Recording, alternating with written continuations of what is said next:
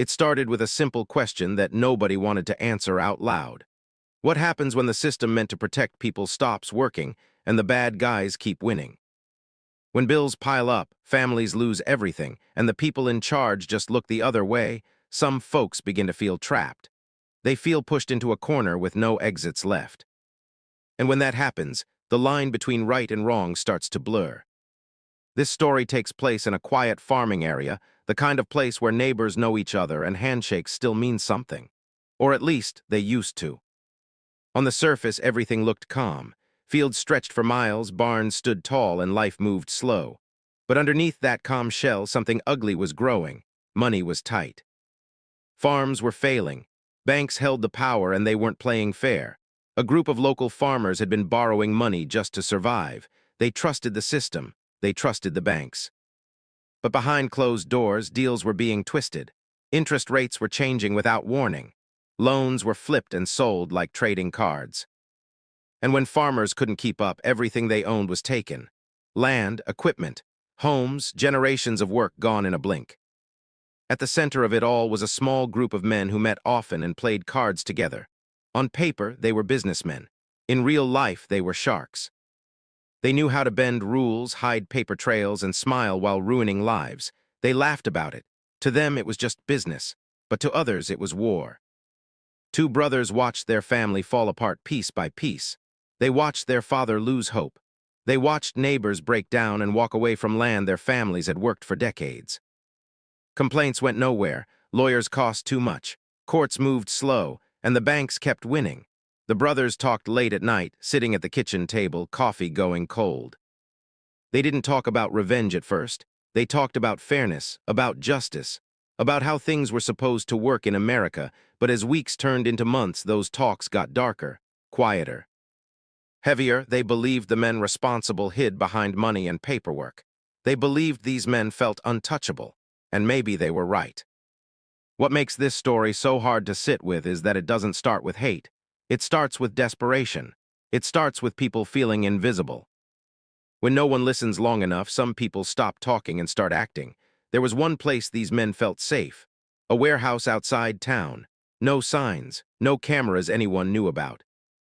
Just a dusty building where deals were whispered, drinks were poured, and card games ran late into the night.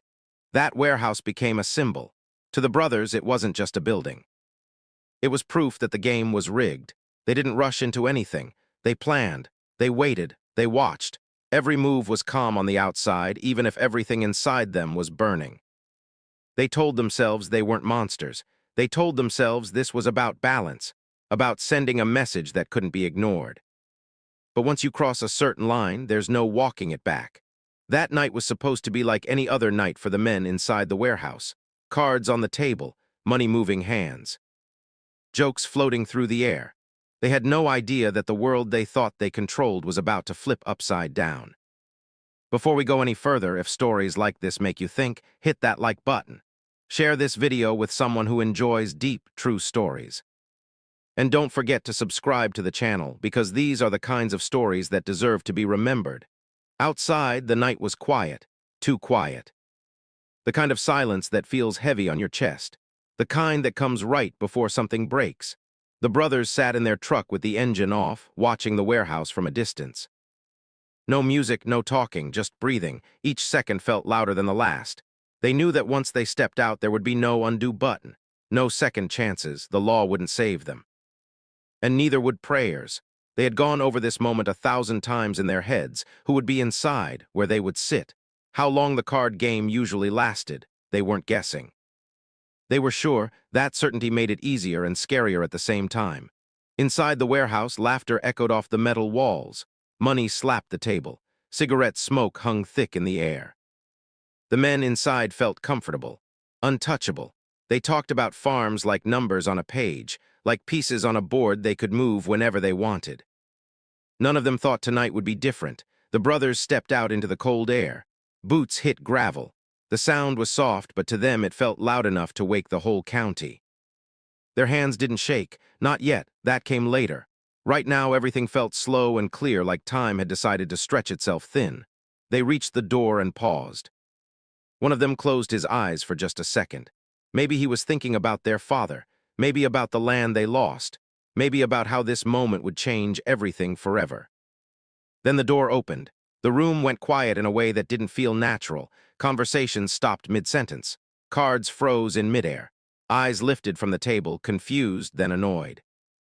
These men weren't used to being interrupted. No one reached for a weapon. No one tried to run. They didn't see danger yet. They saw locals, farmers, nobodies. That was their mistake. What happened next would be talked about for years. Not just because of what was done, but because of what it meant. This wasn't a robbery. This wasn't random violence.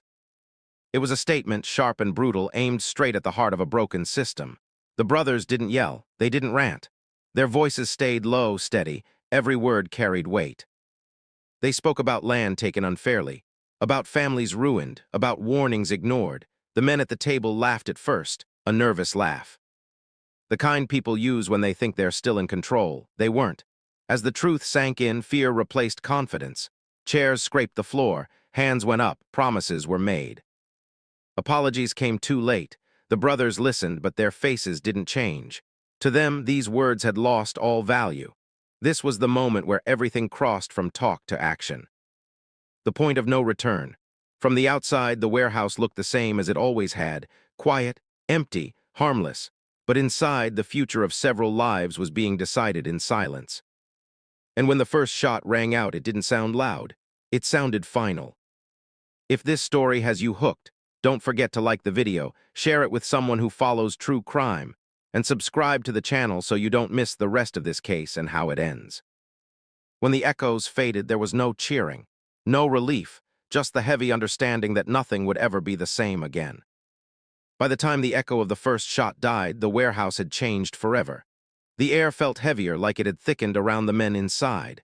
Nobody spoke, nobody moved. Fear has a way of freezing people in place, and right now it owned the room. James stood perfectly still, the gun lowered but ready. He wasn't rushing this. He never intended to. Panic would create mistakes, and mistakes could leave witnesses. He had already decided there would be none. One man whimpered. Another whispered a prayer under his breath. Someone tried to laugh again, a thin, broken sound that died almost immediately. The poker table sat between them like an altar, cards and cash scattered, meaningless now. "You should have listened," James said quietly. They knew who he was now. The name had landed. Carter, the farmer, Samuel Carter's boy. Recognition spread across their faces, followed by something worse than fear, understanding.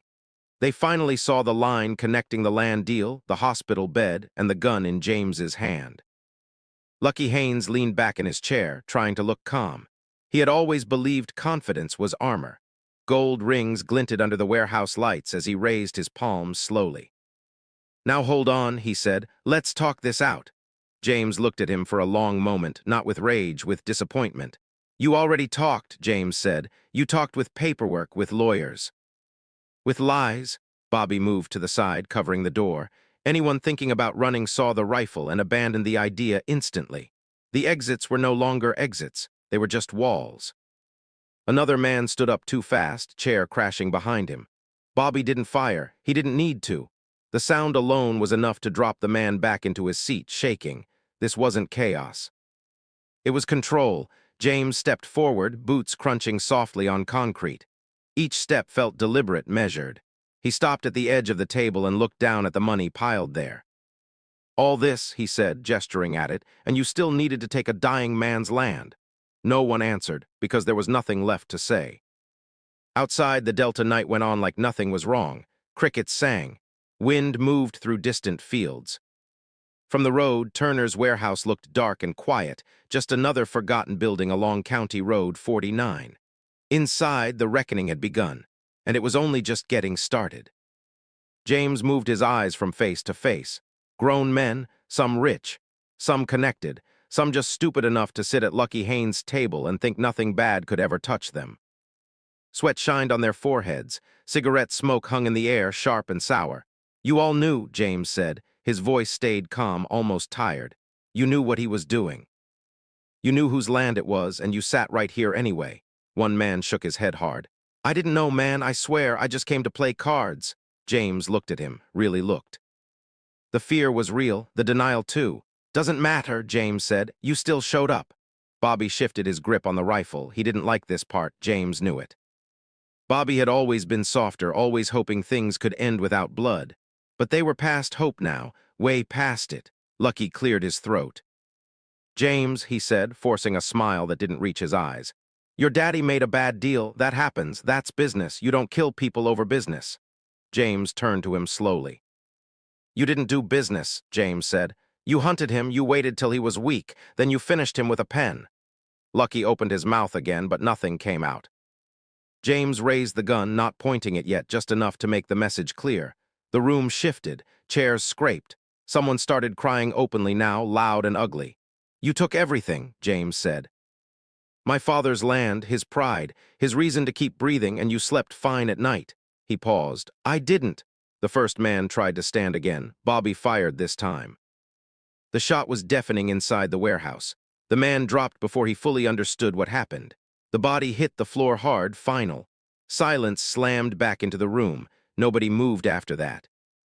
James didn't flinch. He didn't rush. He stepped around the table, stopping behind another man who had been laughing earlier, telling stories like he owned the place. Please, the man said without turning around. Please, I got kids.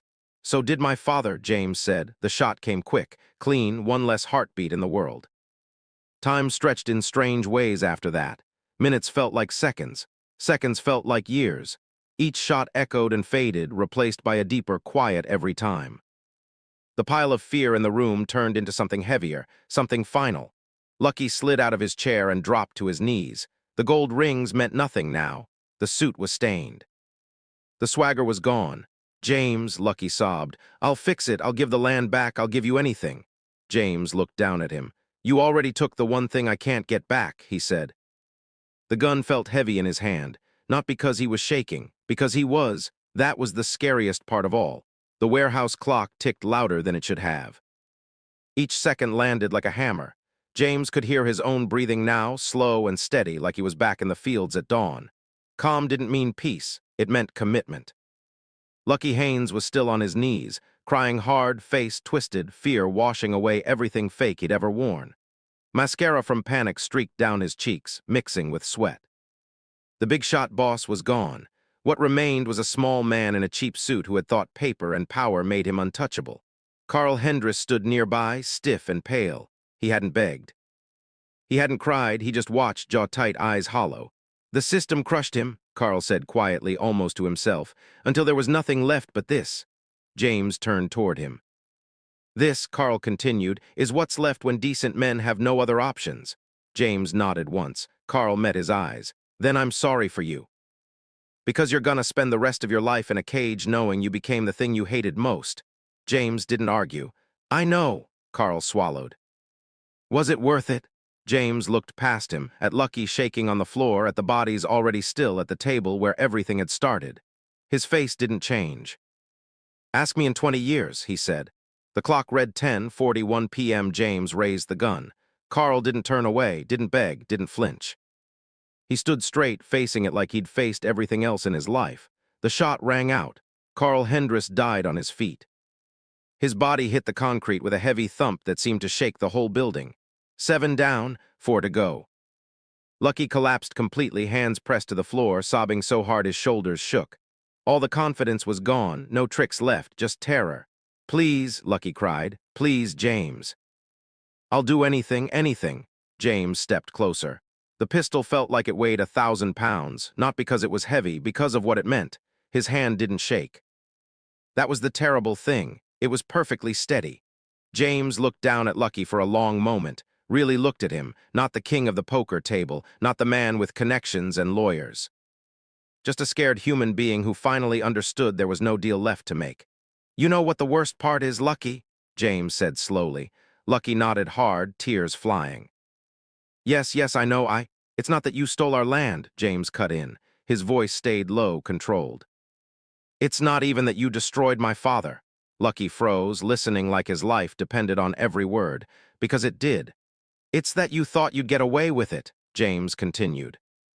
You really believed you were untouchable, thought men like me would just swallow it and move on, thought we'd accept watching our families die piece by piece. Lucky shook his head. I was wrong. I swear I was wrong.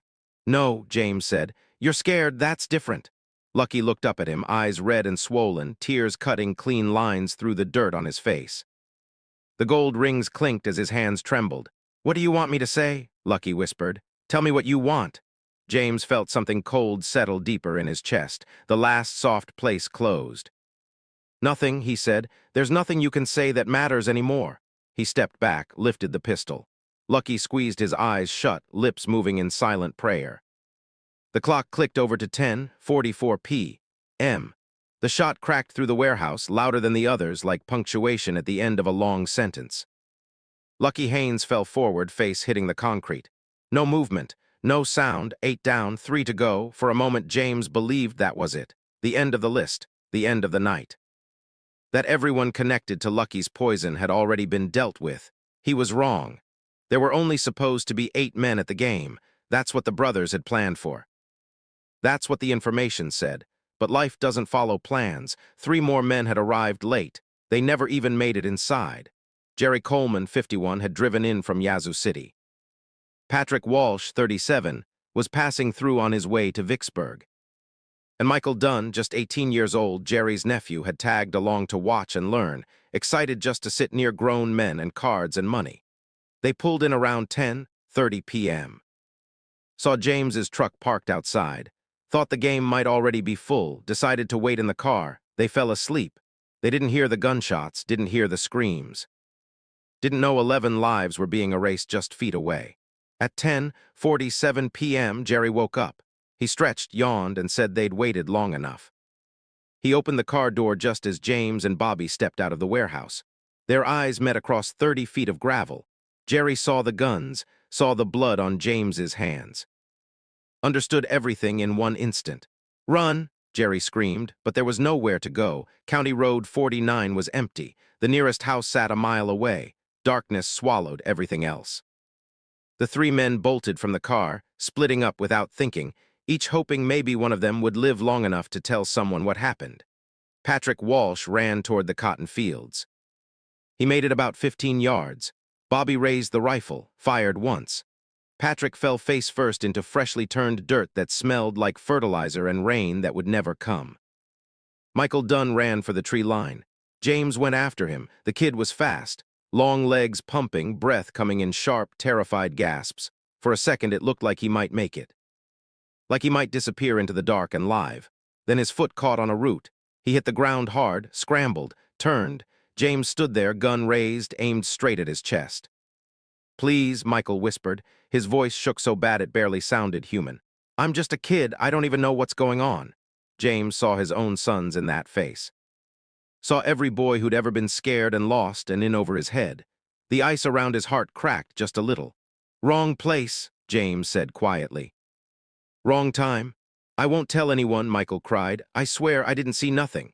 James closed his eyes for half a second. I'm sorry, son. The clock read 10:49 p.m. The shot echoed across the cotton fields. Michael Dunn fell backward into the dirt, eyes wide with shock, and didn't move again. 10 down, 1 to go. Jerry Coleman ran the wrong way. Instead of heading into the fields or toward the road, he sprinted back toward the warehouse. His mind was racing, grabbing for any idea that sounded like survival. Maybe he could lock himself inside. Maybe there was a phone, maybe he could hide. Maybe James would chase the others first. None of that mattered. James caught him at the door. Jerry spun around, back slamming into the metal siding. The cold steel rattled behind him. Nowhere left to go, no more choices, just seconds. James, Jerry said, forcing his voice to stay calm even as his chest heaved. Listen to me. James stopped a few feet away. The gun stayed low but ready. I know you, Jerry continued. I've known you 15 years, you're not a killer. Whatever happened in there, it's not too late to stop. James didn't answer. You only need one survivor, Jerry pressed on, words tumbling out faster now. Just one, let me live. I'll tell them Lucky pulled a gun first. I'll say it was self-defense. I'll say anything. James shook his head slowly. There were 8 men in there, he said. Nobody's gonna believe one survived by accident. Jerry's eyes widened. He nodded fast. Then make it look like I escaped, like I hid. Give yourself a chance, James. Please, James stared at him, really hearing the desperation now, the bargaining, the final grasp. I don't want a chance, James said. Jerry blinked. "What? This ain't about getting away with it," James said. "It's about making sure everyone knows what happens when you destroy a decent family. It's about sending a message that some men won't go quiet." Jerry shook his head in disbelief. "That's insane." "Maybe," James said. "But it's too late to be anything else." Jerry opened his mouth again, but the words didn't come. He could see it now. This wasn't a man trying to survive. This was a man who had already crossed the point of return. The clock inside the warehouse clicked forward. 10:52 p.m. The shot rang out, sharp and final. Jerry Coleman slid down the metal wall and went still. The last of 11 men who had made the mistake of being connected to Lucky Haynes on the wrong Saturday night. James stood alone in the parking area, the gun hanging at his side. The warehouse light still burned inside, throwing long shadows across gravel and dirt. Bodies lay scattered, motionless, silent. Bobby walked up beside him. "It's done," Bobby said. James nodded once. "What now?" Bobby asked. James looked east, where dawn would come in about 7 hours. "Now we go home," he said. "We wait for them to come." They climbed into James's truck without another word. Bobby slid the rifle across his lap, hands tight around the stock. James set the pistol on the bench seat between them, like something borrowed that he'd have to give back soon. The engine turned over with a familiar rumble. That sound, so normal, almost broke something in James. He'd heard that engine his whole life, before harvests, before church, before hospital visits. Now it was carrying them away from 11 dead men. James drove. Gravel popped under the tires as they pulled away from Turner's warehouse. In the rearview mirror, the single light inside the building stayed visible for a moment, glowing against the dark like an accusation. Then it shrank. Then it disappeared. Neither brother spoke. Highway 49 stretched ahead, empty and black. The road felt longer than it ever had. James kept his eyes forward, hands steady on the wheel. Bobby stared out the window, jaw tight, breathing shallow, like if he breathed too deep everything might finally crash down. James's mind wouldn't slow. Images stacked on top of each other. Lucky's face, the kid in the field, his father lying in a hospital bed, tubes in his arms, pride stripped away before life itself. He wondered if Samuel Carter could feel it somehow. If a part of him knew the debt had been paid, even if the cost was unbearable. They turned down the familiar road toward the farm. At 11:03 p.m., they pulled into the driveway. The porch light was on, same as always, warm, welcoming, like nothing in the world had changed. Inside, the kitchen smelled like coffee and old wood. The table still had yesterday's mail on it. A chair sat pushed back like someone had just stood up and planned to come right back. James set the pistol on the table carefully. Bobby placed the rifle beside it, metal on wood. They stood there in silence, the weight of what they'd done finally settling in. Not adrenaline now, not anger, just reality. Two brothers who had crossed a line that could never be uncrossed. "How long you think we got?" Bobby asked quietly. James didn't hesitate. "By morning someone finds them, FBI by noon." Bobby nodded. He walked to the phone mounted on the wall, then stopped. His hand hovered. "I should call Rita," he said. "Tell her." He swallowed hard. "I don't know what to say." James leaned against the counter, suddenly feeling older than he ever had. "Tell her you love her. Tell her you're sorry. Tell her to explain to Sammy that his daddy tried to do right, even when right looked wrong." Bobby picked up the receiver. His hands shook now. The calm was gone. The adrenaline finally drained, leaving fear and grief behind. He dialed. Rita answered on the second ring. "Hey, baby," Bobby said, and his voice broke. "I need you to listen to me." James turned away, walked out onto the back porch, sat in his father's chair. He lit a cigarette. This time his hands trembled. The night air smelled like turned earth and distant rain. Crickets sang like nothing had happened, like the world didn't care at all. James stared out at the dark fields and felt the weight settle on his shoulders. Heavier than anything he'd carried in Vietnam. Heavier than grief. Heavier than rage. This was the weight of becoming something you can never stop being. Inside, Bobby's voice drifted through the open door, cracking, apologizing, loving as hard as he could with words alone. James sat there, smoke curling into the night, knowing the waiting had begun. James stayed on that porch long after the cigarette burned down to nothing. He crushed it out on the railing and didn't light another. He just sat there listening to the night. Crickets, a distant dog barking, wind moving through the fields. All the same sounds he'd known his whole life, now feeling like they belonged to someone else. Inside, Bobby's phone call ended. James heard the click as the receiver was placed back on the hook. Slow, careful, like Bobby didn't trust his hands anymore. Bobby stepped out onto the porch a moment later. His eyes were red. His face looked older somehow, stretched thin by fear and love and regret all at once. He sat beside James without saying anything. For a long time, neither of them spoke. The moon climbed higher. Shadows shifted across the yard. The hours ticked by, each one carrying them closer to the moment they both knew was coming. James thought about Sarah and the unborn grandchild she carried. Thought about Margaret, who had stood by him for decades, believing in the kind of man she thought he was. Thought about his father, Samuel Carter, lying in a hospital bed, heart failing, pride already dead. Samuel had taught him that honor mattered, that a man's word meant something. That you stood up when things were wrong, even if standing cost you.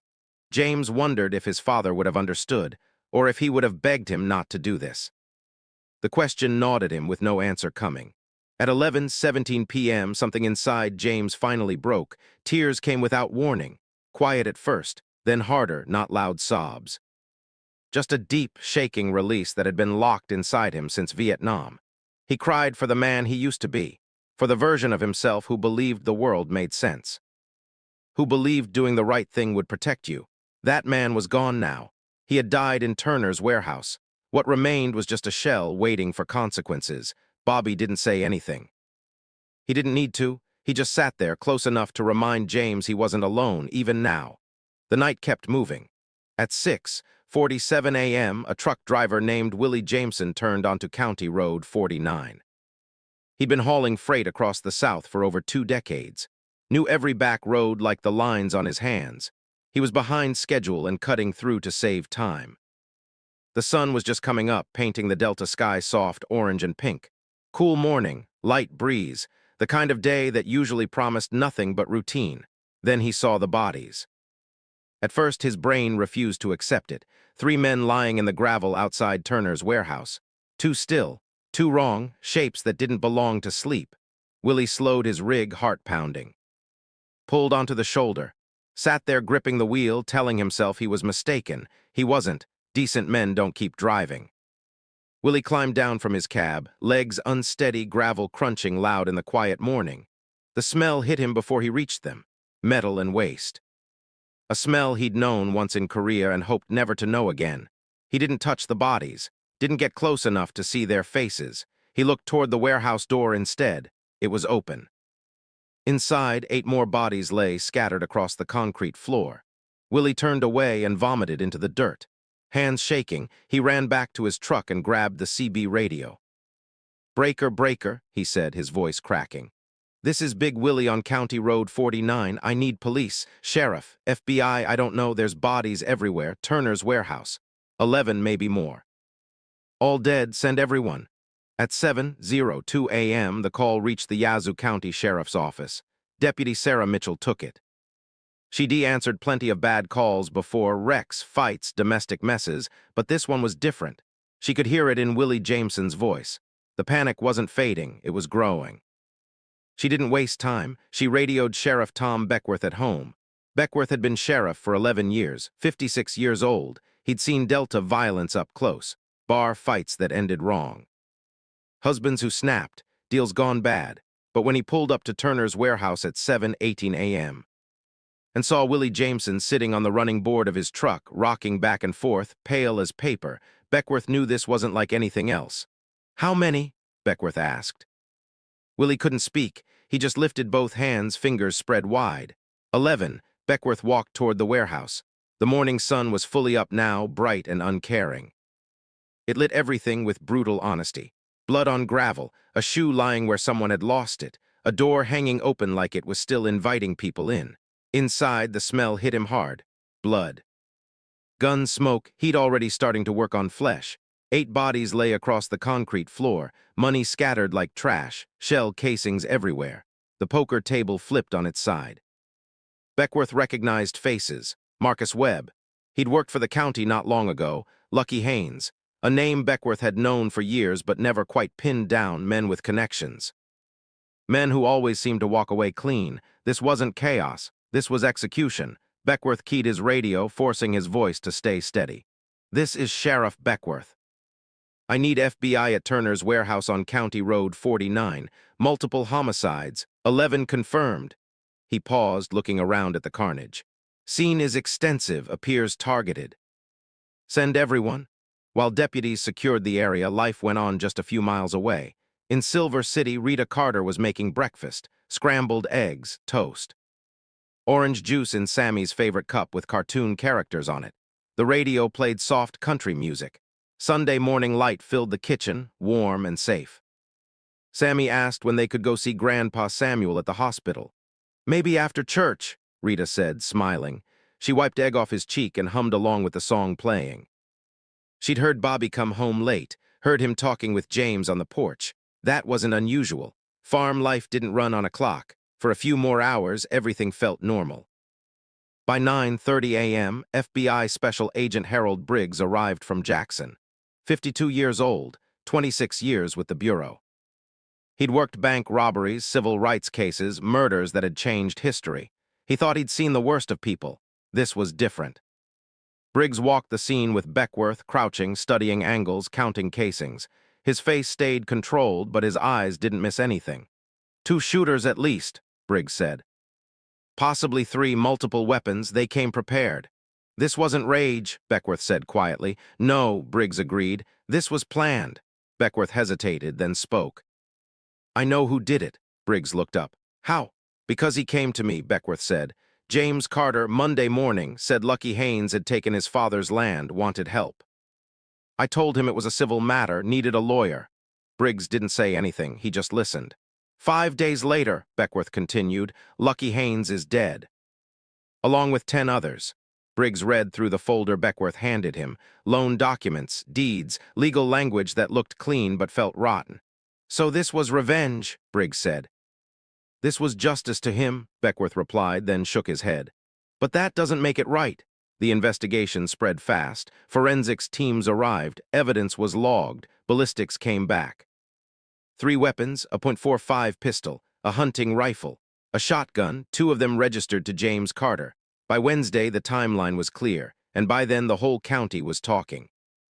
At the Silver City Cafe, arguments broke out over coffee. Some called the Carters monsters. Others said Lucky Haynes had gotten what he deserved. Families of the dead cried quietly in corners while old farmers muttered that this never would have happened if the system had worked. The town didn't split cleanly. It fractured. And the shockwaves were only beginning to spread. By Thursday morning, the Carters knew the knock was coming. It wasn't a question of if anymore, just when. James stood at the kitchen sink, staring out at the fields as sunlight poured in like nothing was wrong. He watched dust lift behind a tractor in the distance, a neighbor already back to work. Life didn't pause, it never did. Bobby sat at the table, hands wrapped around a cold cup of coffee he hadn't touched. He hadn't slept. Neither of them had. Every sound felt louder than it should have been. Every passing truck made Bobby's shoulders tense. "You hear that?" Bobby asked. James nodded. "Just a delivery truck." They'd been doing this for 2 days now, listening, waiting, living inside the space between heartbeats. At 8:14 a.m., the phone rang. Both men froze. James reached it first. Lifted the receiver. His voice stayed calm like he was ordering seed cola or feed seed. "James Carter. This is Sheriff Beckworth," the voice said, straight, professional, no warmth. "I need you and Bobby to come down to the station. Now." James closed his eyes for half a second. That was all he allowed himself. "We'll be there," he said. He hung up and looked at Bobby. "It's time," Bobby nodded. He stood, smoothed his shirt like it mattered, and grabbed his jacket. "You think they know everything?" "They know enough," James said. "And they'll know the rest soon." They drove into town together. Same truck, same road, same fields. The drive felt shorter this time, like the road itself was in a hurry to be done with them. Outside the sheriff's office, 2 unmarked FBI cars were already parked. James recognized one of the agents from church years ago. A man who used to bow his head during prayer, same as everyone else. That man didn't look at him now. Inside, the air smelled like old paper and burnt coffee. Sheriff Beckworth stood near his desk. Agent Briggs leaned against the wall, arms crossed, eyes sharp. "Have a seat," Beckworth said. James and Bobby sat. The door closed behind them with a soft click that sounded way too final. Briggs spoke first. James Carter, Bobby Carter. You know why you're here? James nodded. Yes, sir. Briggs slid photos across the desk, black and white prints, bodies, blood, Turner's warehouse frozen in time. You recognize this place? Briggs asked. Yes, James said. Were you there Tuesday night? Yes, Bobby swallowed hard. His hands shook, but he didn't look away. Briggs studied them both. This is your chance to talk. James leaned forward slightly. His voice didn't rise, didn't break. Lucky Haynes stole my father's land, used forged papers. I tried the law. It failed. I did what I thought was right. Briggs didn't react. And the other 10 men? They chose to stand with him, James said. That was their choice. Silence filled the room. Beckworth looked tired. James, 11 people are dead. I know, James said. I live with that. Briggs straightened. You're under arrest on 11 counts of first-degree murder. He nodded to the deputies. Handcuffs clicked around James's wrists. Then Bobby's, metal biting into skin. Rita watched from across the street as they were led out. She hadn't known why she came. Maybe she just needed to see it with her own eyes. Bobby looked up. Their eyes met. He mouthed 3 words, I love you. Rita pressed a hand to her mouth as tears fell. Sammy tugged at her dress, confused, scared, not understanding why Daddy wasn't coming home. The doors closed. The engines started. And the Carter brothers were driven away as the town of Silver City stood watching, silent, unsure whether to feel fear, relief, or something in between. The jail doors closed behind them with a heavy slam that echoed down the hallway. The sound wasn't loud, but it carried weight, the kind that sticks to your chest. James and Bobby were processed without ceremony. Fingerprints, photographs, belts and shoelaces taken away, names turned into numbers. Years of work, land, and family boiled down to paperwork and forms. They were placed in separate holding cells. James sat on the narrow bench, elbows on his knees, hands cuffed in front of him. The concrete walls were painted a tired gray. A small window high above let in a thin slice of daylight, just enough to remind him the world was still turning. For the first time since Turner's warehouse, James let himself feel afraid. Not the sharp fear of a gunfight, not the hot fear of anger. This was slow, heavy. The kind that settles in and doesn't leave. He thought about Margaret. She hadn't come to the station, not yet. Maybe she couldn't. Maybe she needed time to understand that the man she married was now something else. Someone the law would never forgive. James didn't blame her. Across the building, Bobby sat on his bench, head in his hands. His chest felt tight, like he couldn't pull in enough air. All he could see was Rita's face, Sammy's small hand tugging at her dress. The confusion in his son's eyes, that image hurt worse than any prison sentence ever could. A deputy walked by and paused. You got a lawyer? He asked. Bobby looked up. Not yet. You'll get one, the deputy said, not unkindly, just factual. Everybody does. Time moved strange in the jail, minutes stretched, hours folded in on themselves. The brothers didn't know what time it was when Agent Briggs returned. He stood outside James's cell, arms crossed. You want to make a statement? Briggs asked. James looked up slowly. I already did. This is your last clean chance, Briggs said. Once this goes to court, there's no taking it back. James studied the man's face, saw no anger there, no sympathy either, just duty. I don't regret standing up for my father, James said. I regret that it came to this. Briggs nodded once. That won't save you. I know, James replied. Briggs walked away.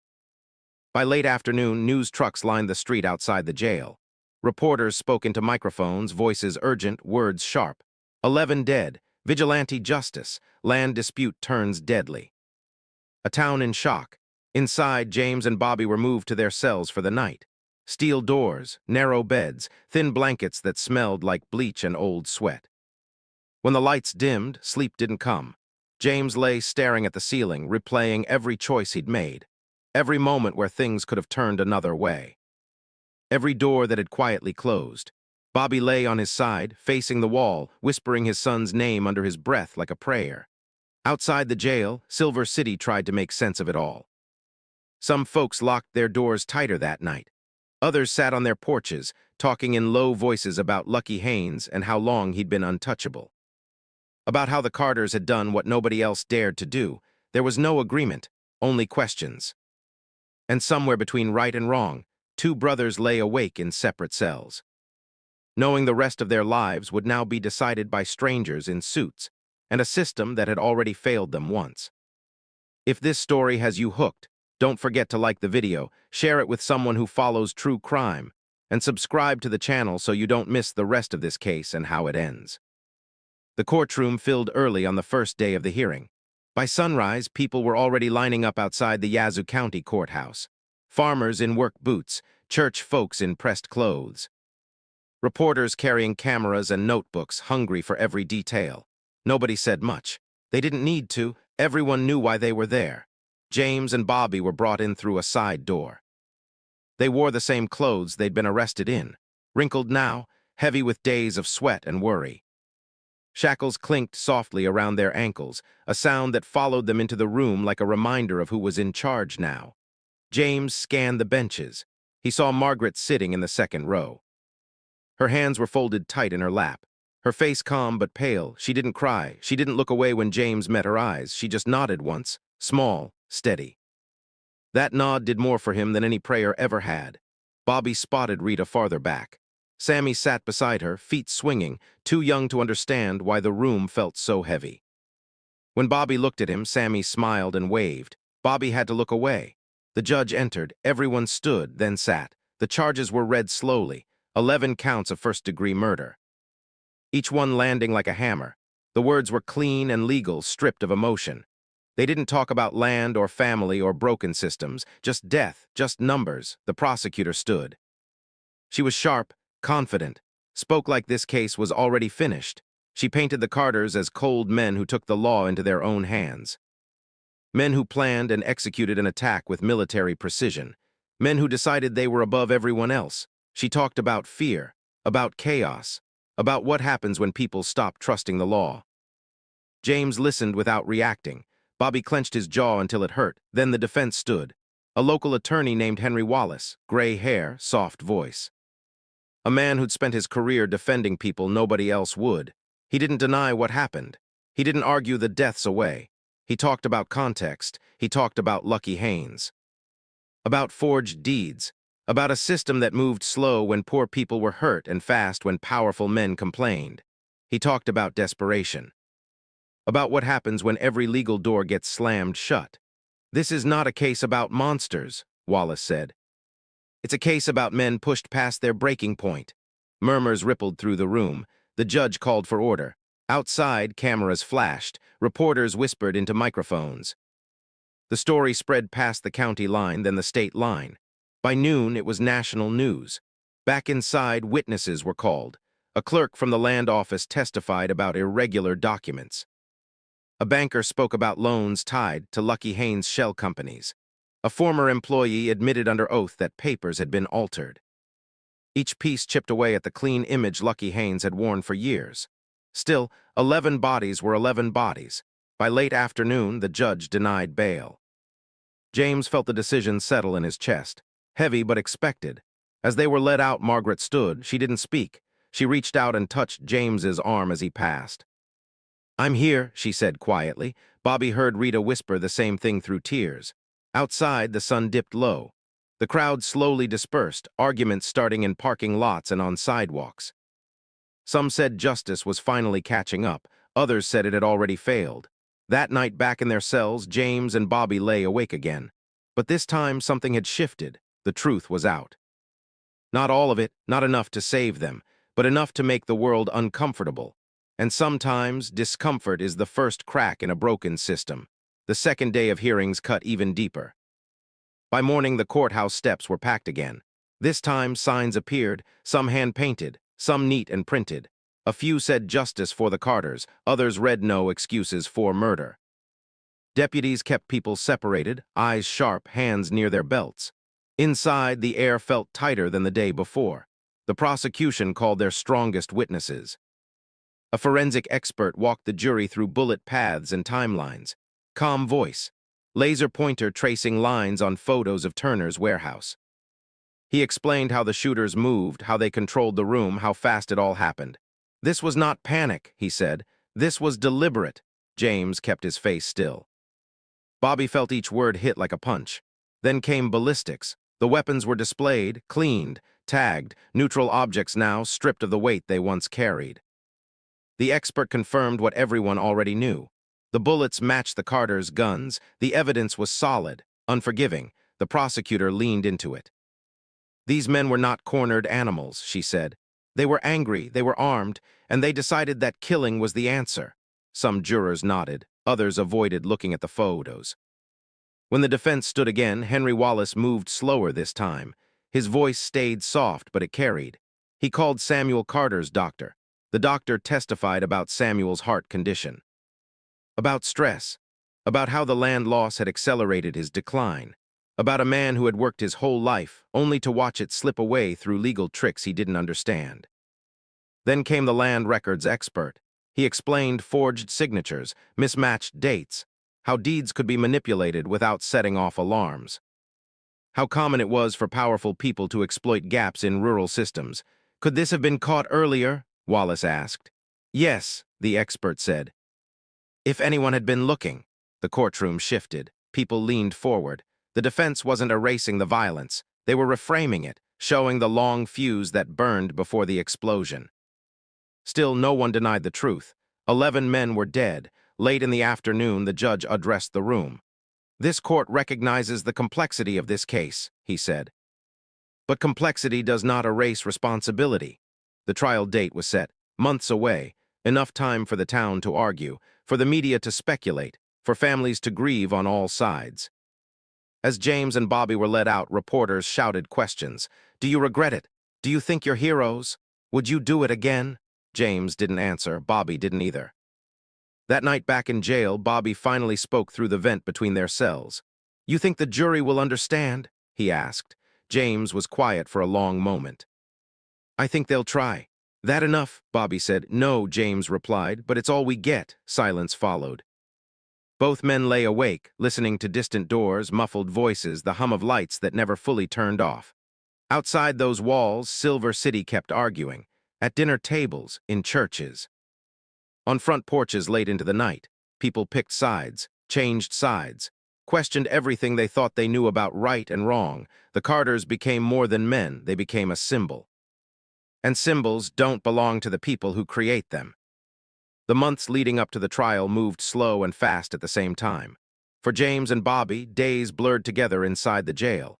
Same meals, same walls, same routine that stripped time of meaning. They marked weeks by court papers slid under the cell door and short visits that never lasted long enough. Margaret came every Sunday. She sat across from James in the visiting room, hands folded, posture straight. She talked about small things on purpose. The weather, church repairs, a neighbor's new tractor. Anything that reminded him the world still existed beyond concrete and steel. She never asked him if he was sorry. She never asked if he'd do it again. She already knew the answers. Rita came when she could, sometimes with Sammy, sometimes alone. When Sammy came, Bobby smiled the whole visit and cried after, every single time. He listened to his son talk about school and cartoons like nothing was wrong, like his daddy wasn't behind glass. When Sammy asked when Bobby was coming home, Rita changed the subject. She hated herself for it. Outside, the case grew bigger than Silver City. News trucks came and went. Podcasts picked it up. True crime shows ran dramatic previews with dark music and sharp edits. Some called it a massacre, others called it vigilante justice. Everyone had an opinion, and most of them came from far away. People who'd never stepped foot on Delta soil argued about what should have happened. They didn't see the land. They didn't know the names. They didn't live with the silence after the fields were taken. By late summer, the prosecution offered a deal, life without parole for both brothers. Henry Wallace brought the offer to them in person. He laid the papers on the metal table and let them read every word. This avoids the death penalty, Wallace said. There's no guarantee at trial. Bobby stared at the page, heart pounding. Life meant breathing, life meant letters, life meant seeing Sammy grow up even if it was from a distance. James pushed the papers back. No, he said. Bobby looked at him. James, we go to trial, James said, calm, certain. I won't let them turn this into something it was, Wallace sighed. This is a gamble. So was everything else, James replied.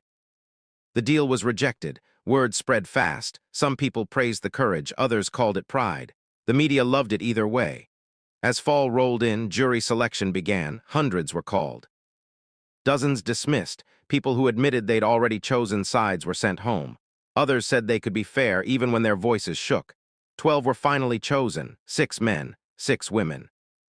All local, all carrying their own histories, grudges, beliefs. None of them untouched by the story. The trial date arrived on a cold Monday morning. James and Bobby were brought in early. Suits this time, borrowed, stiff, uncomfortable. They looked like men playing a role they never wanted. The courtroom filled again. Margaret squeezed James's hand before he was seated. Rita kissed Bobby's cheek, her lips trembling. The judge entered. This court is now in session. And with those words, the waiting ended. Everything that followed would decide whether the Carter brothers died in prison or simply grew old there. Opening statements set the tone. The prosecutor stood first, steady and sharp. She spoke about order, about rules that hold society together, about what happens when people decide those rules don't apply to them. She walked the jury through the night at Turner's warehouse step by step, painting it as an ambush carried out with purpose and control. These men chose violence, she said. They chose death as a solution. She looked directly at the jury, and choice demands consequence. When Henry Wallace stood, he didn't raise his voice, he didn't pace. He spoke like a man telling a hard truth he'd carried for too long. This case is about failure, he said. Failure of paperwork, failure of oversight. Failure of a system meant to protect honest people. He talked about Samuel Carter. About a lifetime of work tied to land that was taken without a fight, because the fight was never fair to begin with. He reminded the jury that justice delayed can feel like justice denied. Then the witnesses began. Day after day, the story unfolded piece by piece. Bankers testified about loan structures designed to confuse. Clerks admitted mistakes that favored powerful men. Former employees described pressure to look the other way. Each witness added weight. Then came the warehouse footage. Grainy security video played on a screen. No sound, just movement, shadows. Men entering, men falling, time compressing into something hard to watch. Some jurors stared straight ahead. Others wiped their eyes. The medical examiner followed, calm, precise, clinical. He described wounds without emotion, bullet paths, time of death, the finality of each life lost. By the end of the week, the courtroom felt drained. When James took the stand, the room held its breath. He spoke clearly, slowly. He didn't dodge questions. He explained his choices without bragging or shame. He talked about trying lawyers, filing complaints, being told to wait while his father's health failed. I felt like the law didn't see us, he said, so I stood up. The prosecutor pressed him hard. Did you know people would die? Yes, James said. Did you pull the trigger? Yes. No excuses, no tears. Bobby testified next. He talked about loyalty, about family, about following his brother because he believed in him. His voice broke when he spoke about Sammy. I wanted my son to know his family mattered, he said. The defense rested. Closing arguments came fast. The prosecutor reminded the jury of every body, every bullet, every choice. Henry Wallace asked them to look deeper, to judge the act without ignoring the cause. This isn't about approval, he said. It's about understanding. The judge gave instructions, clear, unemotional. The jury retired to deliberate. Hours passed, then days. Silver City held its breath. When the jury returned, the courtroom was silent enough to hear breathing. The foreperson stood. On 11 counts of first-degree murder, the verdicts were read one by one. Guilty, all counts. Rita sobbed. Margaret closed her eyes. James didn't move. Bobby's shoulders slumped like something inside him finally gave out. The judge scheduled sentencing. As they were led away, James looked back once. Not at the jury, not at the reporters. At the families, all of them, pain on every face. No winners, no relief. Only an ending that felt too heavy for one room to hold. Sentencing day came gray and cold, like the sky itself was holding its breath. The courtroom filled one last time, not with curiosity this time, but with dread. Everyone knew what was coming. They just didn't know how heavy it would feel when the words finally landed. James and Bobby were brought in early. Shackles again. No suits, just plain jail clothes and tired faces. Weeks of trial had carved deep lines into both of them. They looked smaller now, not weak, just worn down. Margaret sat in her usual place. Her hands trembled for the first time since this all began.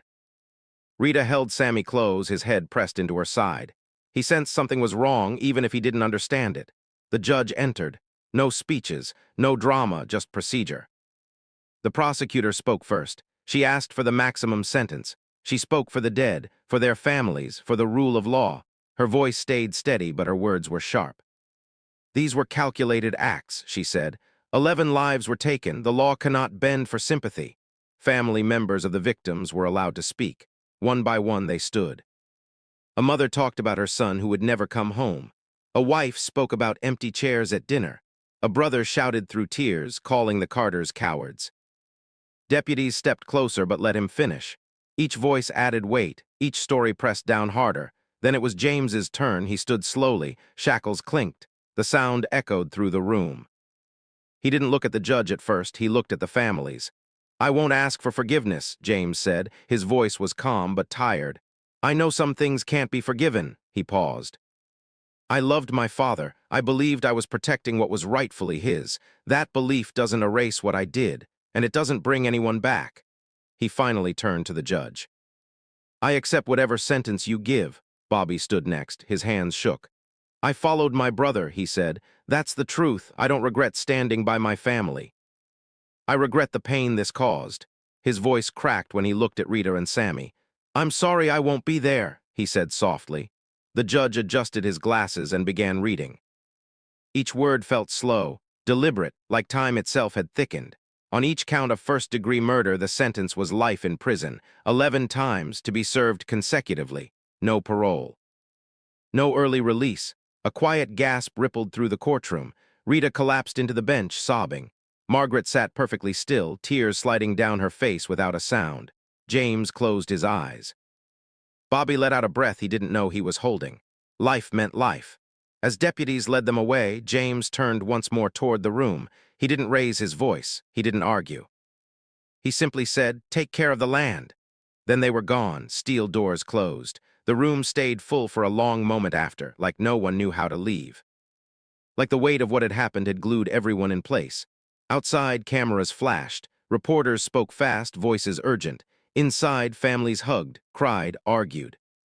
Some felt justice had finally been done. Others felt hollow. Silver City didn't celebrate. It mourned. Prison changed time in a different way than jail ever had. Days didn't blur anymore. They stretched. James was sent to Parchman, the Mississippi State Penitentiary. Flat land, razor wire. Guards who didn't care who you used to be, only who you were now. Inmate, number. Sentence measured in decades that didn't matter because there was no end. Bobby was sent there too, but not with James. Different unit, different schedule. They wouldn't see each other unless the system allowed it, and the system rarely did. The first weeks were the hardest. James learned the rules fast. Don't stare, don't talk too much, don't borrow. Don't owe. He kept his head down and his back straight. Some inmates knew who he was. The news had traveled faster than he had. Some looked at him with respect, others with hate. A few tested him. James didn't rise to it. He didn't fight unless he had to. When he did, it ended quick and quiet, not anger, just survival. At night, lying on a thin mattress, James replayed everything. Not the shooting, not the blood, the moments before. The chances he'd had to walk away and didn't. Those were the ones that stayed sharp. Bobby struggled more. He wasn't built for cages, the noise. The tension, the constant edge of violence in the air. He missed voices, real ones, Rita's laugh, Sammy's endless questions. Silence pressed on him harder than any sentence. He wrote letters. Pages and pages, to Rita, to Sammy, about small things, memories, stories from when he was a kid. He avoided the warehouse, avoided the night. He didn't want his son's world shaped by that darkness. Rita wrote back when she could. Life had turned cruel in ways she never expected. Bills stacked up. Neighbors who once smiled now crossed the street. Some brought casseroles and quiet support. Others whispered. Silver City remembered everything. Sammy asked about his dad every night. Rita told him the truth, softened. That Daddy had done something wrong, that he was paying for it. That he still loved him more than anything. Years passed. Samuel Carter died 6 months after sentencing, heart failure. James was not allowed to attend the funeral. Neither was Bobby. Margaret went alone. She stood by the grave and read a letter James had written, her voice steady even when her hands shook. She placed soil from the old land on the casket, a quiet promise kept. The farm was sold not long after. Taxes, debt, legal fees, it all caught up. The land that had started everything slipped away anyway, not through theft this time, but through inevitability. That truth hit James harder than any verdict. Inside Parchment, seasons changed without meaning. Summer heat crushed, winters bit cold through concrete walls. James grew older, hair went gray. Lines cut deeper into his face. Bobby aged too, faster. Grief does that. They saw each other once every few years during transfers or hearings. No hugs, no long talks, just nods, eye contact. A shared understanding that words couldn't improve. Silver City changed. Lucky Haynes' name faded.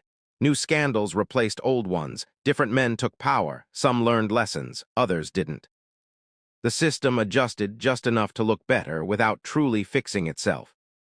The Carter case became something people referenced, a warning, a justification.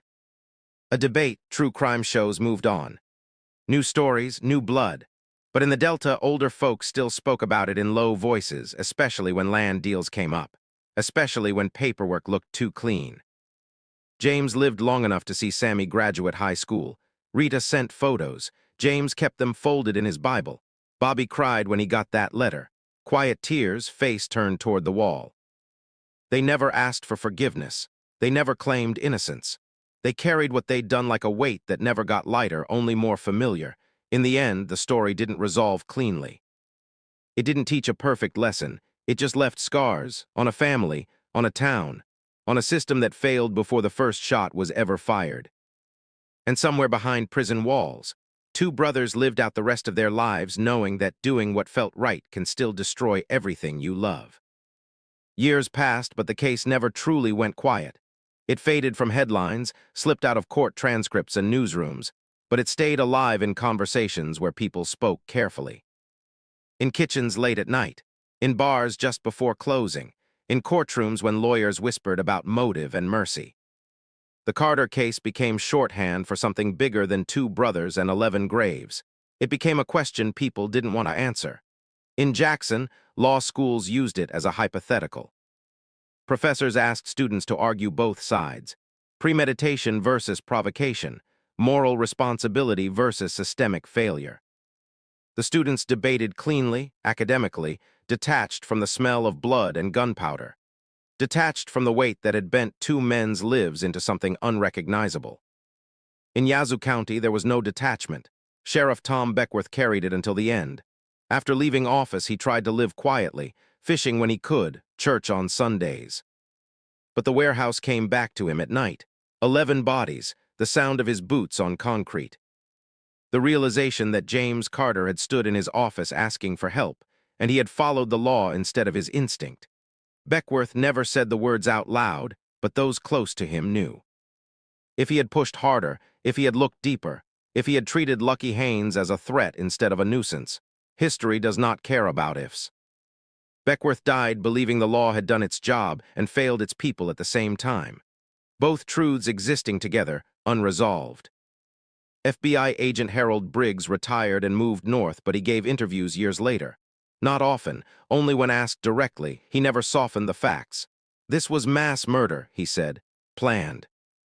Executed, no ambiguity. Then he would pause, and it's the only case I worked where I understand why it happened. That admission troubled younger agents. They wanted clarity. Clean lines between good and evil. Briggs couldn't give them that. Experience had burned it out of him. He kept a copy of the loan documents in his home office until the day he died, not as evidence. As a reminder of how easily legality can become cruelty. In Silver City, Rita Carter lived a half-life. She worked. She raised Sammy. She paid bills. She attended school meetings alone and sat on bleachers by herself. People watched her with a mix of pity and judgment. Some admired her strength. Others avoided her like guilt was contagious. She never defended Bobby publicly. She never condemned him either. When asked, she said only, "He loved his family, that's all I'll ever say." Sammy grew up with two versions of his father. One from letters and memories, gentle, thoughtful, present in small ways, the other from whispers and newspaper clippings he wasn't supposed to read. He learned early that carrying the Carter name meant answering questions that had no good answers. The victims' families fractured in quieter ways.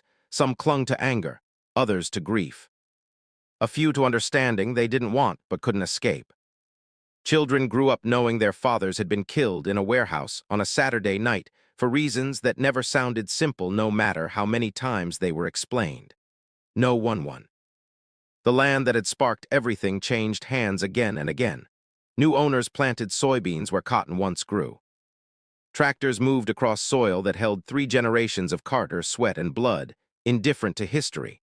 The warehouse burned down, and even that felt symbolic. Fire consuming the last physical trace of what had happened, as if erasure could bring peace. It didn't. What remained was memory, and memory has a way of waiting. By the time James Carter died in prison, younger people knew the story only in fragments. Older ones still argued about it, whether he was a monster, whether he was a warning, whether he was a man failed by the very system meant to protect him. No consensus ever formed. That might be the most honest ending of all. Because the truth of the Carter brothers was never simple, never clean, and never comfortable. It lived in the space where justice bends under pressure, where desperation distorts morality, and where ordinary men discover how far they're capable of going when every door closes at once. And that question, what happens when the system fails completely, never stopped being relevant. Time did not soften the questions, it only spread them out. Decades after the shots echoed through Turner's warehouse, people were still arguing about that night without realizing they were arguing about themselves, about what they believed, about where their own breaking point might be. The Carter brothers became symbols without consent. To some, James was a cautionary tale. Proof that once a man decides violence is the answer, there is no clean way back. He had planned it. He had aimed. He had pulled the trigger 11 times knowing exactly what it would cost. Intent mattered, preparation mattered. Nothing could undo that. To others, James was something harder to face. A mirror. A man who followed the rules until the rules crushed him. Who trusted the system until the system sided with paperwork over people. Who watched his father lose everything and was told, calmly and legally, that this was how the world worked now. Both versions existed. Neither could erase the other. Inside prison walls, James lived quietly. Guards said he never raised his voice, never joined cliques, never fought. He worked, ate, slept, and waited. Waiting became his life sentence long before the judge made it official. He wrote letters that were careful and short. No excuses, no justifications, just updates. Health, weather, questions about family. He never asked for forgiveness. Maybe he didn't believe he deserved it. Maybe he didn't believe it mattered. Bobby aged faster. Guilt sat heavier on him. He carried images he couldn't shut off. Faces, sounds, moments where he wondered what would have happened if he had said no, if he had stopped his brother, if he had chosen differently. But the past does not negotiate. Rita aged too in ways mirrors don't show. Strength takes a toll. Holding a family together while carrying another person's crime bends something inside you. She did it anyway, because someone had to.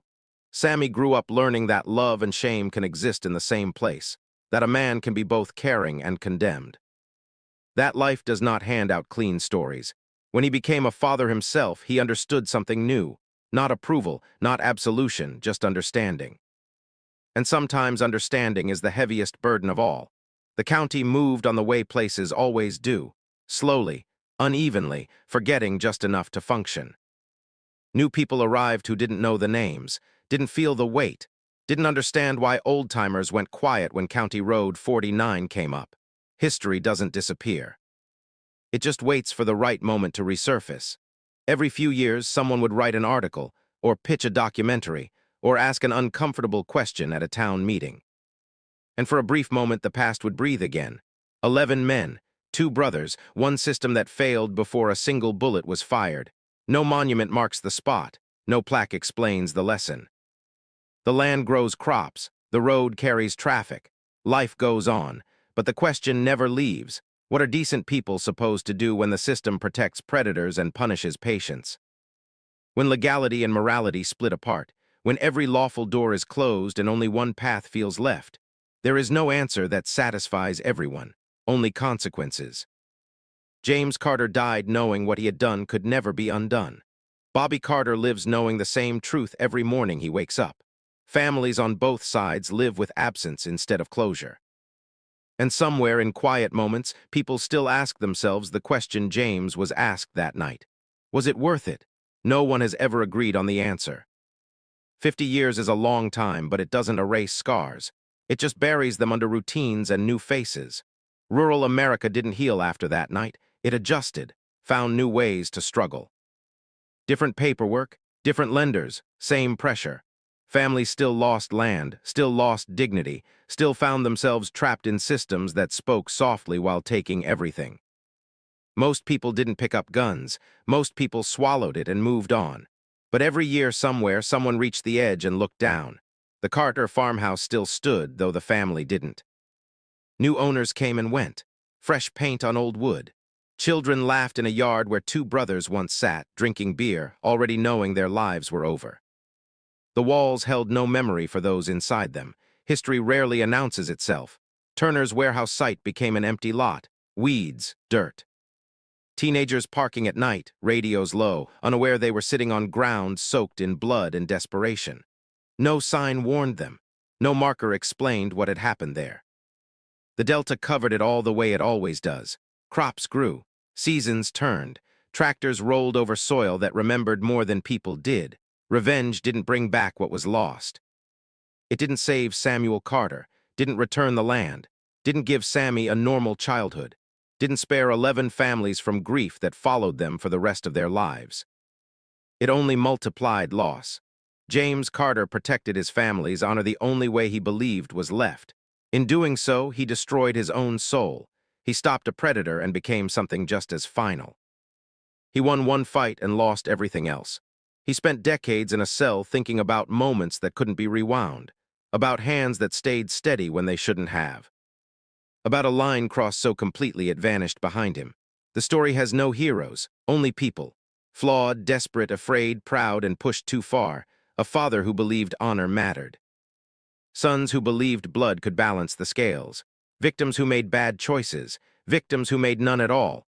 A system that followed rules and ignored consequences. Violence didn't solve the problem. It proved how broken things already were. And that is the part that still makes people uncomfortable. Because it means the story isn't safely locked in the past. It means it can happen again. Different names, different places, same pressure, the question never changes. When the system fails completely, when every legal path leads nowhere, when dignity is stripped away piece by piece, what are decent people supposed to do? That question doesn't belong to history.